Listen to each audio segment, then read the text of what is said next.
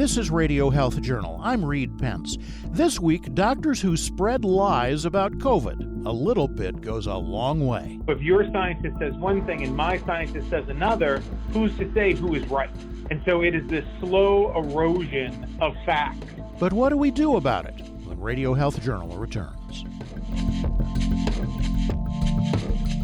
I'm Nancy Benson, host of Radio Health Journal. If you enjoy listening to Radio Health Journal, you'll also like our sister show, Viewpoints, which covers a wide array of topics from education to history to the environment. Here's a preview of what they're covering this week on Viewpoints. I've made more friends through Peloton than any other, I'll call it, institution in my adult life. The appeal of at-home fitness. Then, there is no universal single time for anyone to know. What time it is going to depend on everybody's individual location and personal history, how they've been moving around. The intricacies of time. I'm Marty Peterson. And I'm Gary Price. These stories in depth this week on your public affairs magazine, Viewpoints. Listen to Viewpoints on your favorite radio station and subscribe and listen to shows anytime on Apple Podcasts and Google Play.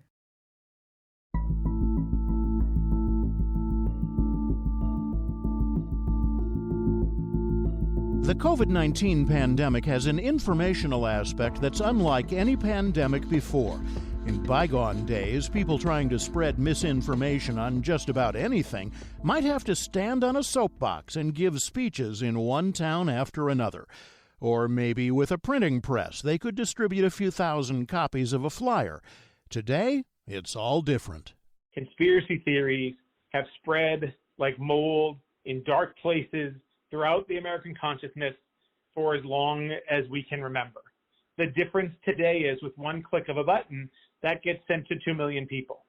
This is the downside of living in an era of egalitarian media, is that between YouTube and Twitter and Facebook, you can start sending out disinformation, which is directly jeopardizing the health of the public and working against public health goals. And when doctors are doing it, that makes it far, far worse, according to Dr. Brian Castrucci, president and CEO of the De Beaumont Foundation, a public health advocacy organization. There are still far too many physicians who are falsely claiming that the COVID-19 vaccines change people's DNA, or that vaccination increases the risk of death from COVID-19, or that the vaccine has killed more people than the disease itself. And they have faced zero consequences. Those who are seeking to spread disinformation can say almost whatever they want. This is going to lead to infertility. It's going to lead to a zombie apocalypse. And those of us who are adherent to the science can only talk about what we have evidence of. So if someone says to me, will these vaccines lead to a zombie apocalypse? I can say there's no evidence that suggests that these vaccines will lead to zombie apocalypse, but there are 15 websites that are already saying that, and they're saying it with certainty. If it's a friend putting misleading posts on Facebook, you might pay no attention to what they say. After all, they may have no experience or credibility. But if it's a doctor putting up the post, that's something else.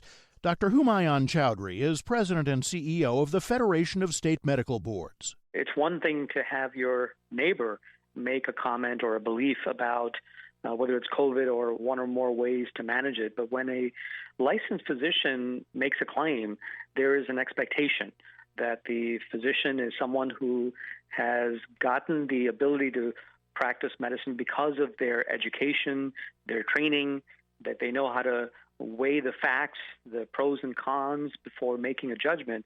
So when a physician makes a claim, it is typically taken very seriously by members of the public. What we are seeing is a group of physicians who are weaponizing their white coat and putting patients, the public, and their profession at risk. What's taken 110 years to build can be eroded in seconds. And that's really one of the challenges, the threats here, is that in a world where people aren't really trusting the media and they're not really trusting government, trust in the medical profession is one of the last institutions we have with a good relationship with the general public. And if we erode that, then there will be almost no trusted institutions left. in our society. We may forget about people quietly getting their COVID shots. Instead, it's mostly those who won't who we hear about. But the public may finally be getting fed up with the naysayers. Chowdhury says complaints to state medical boards about COVID-lying doctors are way up. Well, that's true. I was quite staggered by the numbers. 2/3 of the state medical boards who responded to our annual survey, and about 83% of them responded, indicated that they had seen an uptick in complaints about physicians related to COVID. What that number tells me, that 2/3 of the state licensing boards are seeing complaints, that tells me the breadth and scope of the problem across the country, where members of the public are recognizing that something is happening that is not being helpful. Not every complaint leads to an investigation, of course. It depends on the nature of the complaint, but when there are complaints, they often lead to investigations, which often lead to some level of disciplinary actions. But many people say, what about the freedom of speech? Don't doctors have the right to say what they want without interference, just like any American?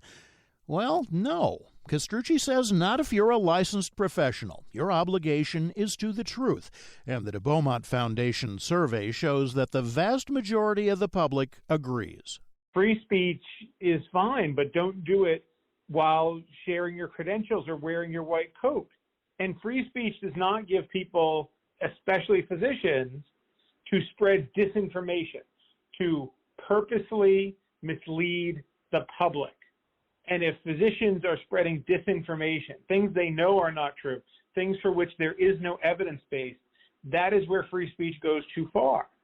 And our recent poll shows that 8 out of 10 Americans thought that physicians should be held accountable, even to the point of saying they don't have free speech protections, because it's a licensed, trusted profession. And these physicians who are spreading disinformation are costing lives. They're leading to people not getting vaccinated. They're perpetuating the pandemic. State medical boards can warn doctors, fine them, suspend their license, or even take it away for good. But Castrucci believes when it comes to COVID disinformation peddlers, those sanctions aren't happening nearly often enough. What we want to see is action. We want to see these doctors investigated. We want to see the medical boards prioritize the public's well-being over political agendas from certain physicians. I mean, the state medical boards are the group that have the responsibility to oversee physician practice. And they need to be more proactive, not just wait for complaints to come in. If they're seeing someone that they've licensed spread disinformation, they should open up an investigation and then make the appropriate disciplinary actions, if any. But we have to rely on state medical boards. That's the only actor that has authority in this situation. However, Chowdhury says clamping down on doctors who purposely mislead people isn't as easy as it may seem. We know there's a desire on the part of many to have boards move more quickly in their investigations and their actions. We understand that desire, but state medical boards have to conduct a thorough and comprehensive investigation to understand the facts of the situation and provide due process before determining whether a disciplinary action is warranted. That's historically been how the state boards have functioned. State medical boards aren't necessarily resourced to do this work. This is an evolution. This is our first pandemic against the social media backdrop. And so they're going to have to evolve. They're going to have to work differently. And we're going to have to make sure that we can't have people and licensed practitioners spreading disinformation. In our recent poll, 9 out of 10 Americans said that doctors do not have the right to spread misinformation. And 78% support disciplinary action, such as warnings, fines, or even license suspension for those who do. Now, if you can find me any other issue on which we have that kind of agreement in the American public, I just don't think you can right now. Castrucci and Chowdhury say doctors are also fed up with colleagues who don't play it straight with COVID. The stakes here are very high. This is not about not buying a certain supplement or choosing to eat a certain jelly. This is the lives of American people. We've lost 818,000 Americans to COVID. And those spreading disinformation have some culpability for those deaths. And of course, I think physicians are frustrated. Our colleagues who worked with us on this report are emergency room physicians, and they're seeing it at the bedside. They're hearing the disinformation parroted to them as they're providing treatment, as they're trying to save someone's life.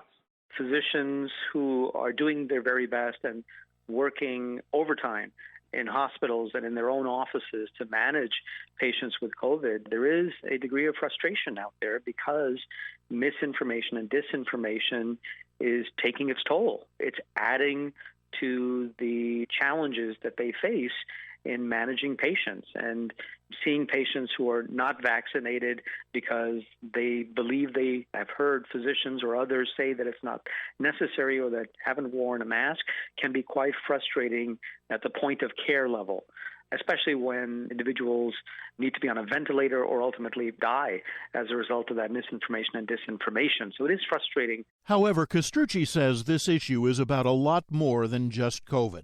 It's about whether we can trust anything from anyone and what our future looks like if we can live by just the facts we agree with and ignore the rest. If people can't go to their physicians for good scientific information, then who are they left to go to? It's not an issue that people don't believe in science, it's that they've found the scientists who believe what they believe.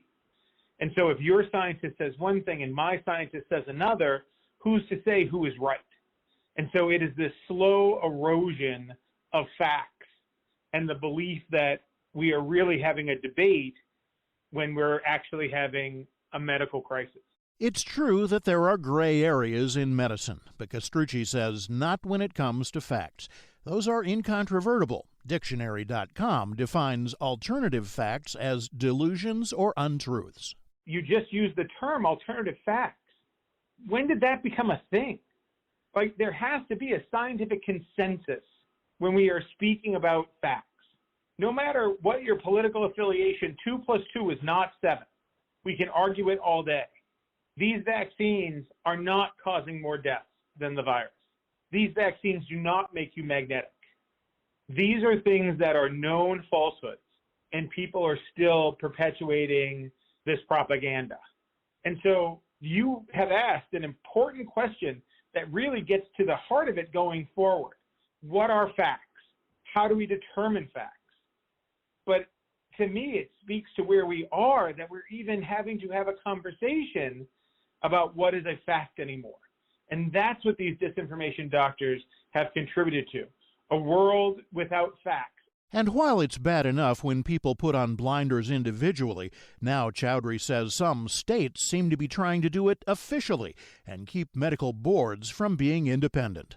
We've seen at least a half a dozen situations across the country where individual legislators at the state level have introduced legislation or promoted legislation that actually pulls back on the ability of a state licensing board to take action, particularly around COVID. We believe that's not helpful to the primary mission of a state licensing board to protect the public. It's counterproductive and also a slippery slope because it really hampers and limits the ability of a state licensing board to do that thoughtful investigation, which I just alluded to, before they make a decision. Chowdhury says terminating a doctor's license is the greatest sanction state medical boards have. Most doctors fear that, so as a potential sanction it has some force.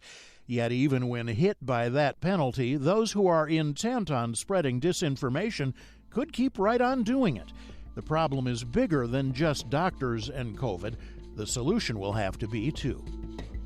You can find out more about all of our guests on our website, radiohealthjournal.org. I'm Reed Pence.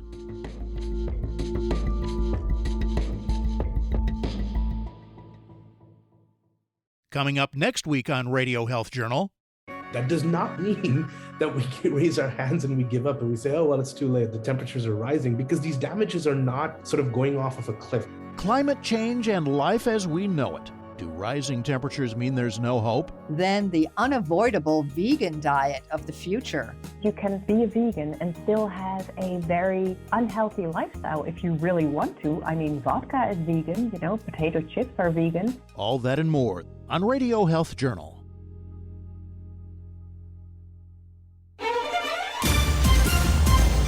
And that's Radio Health Journal for this week. Follow us on Twitter, Facebook, and Instagram to learn more, and check Apple Podcasts, Google Play, and Spotify for a library of past programs. Plus, you'll always find previous segments and information about our guests at radiohealthjournal.org. Join us again next week for another edition of Radio Health Journal.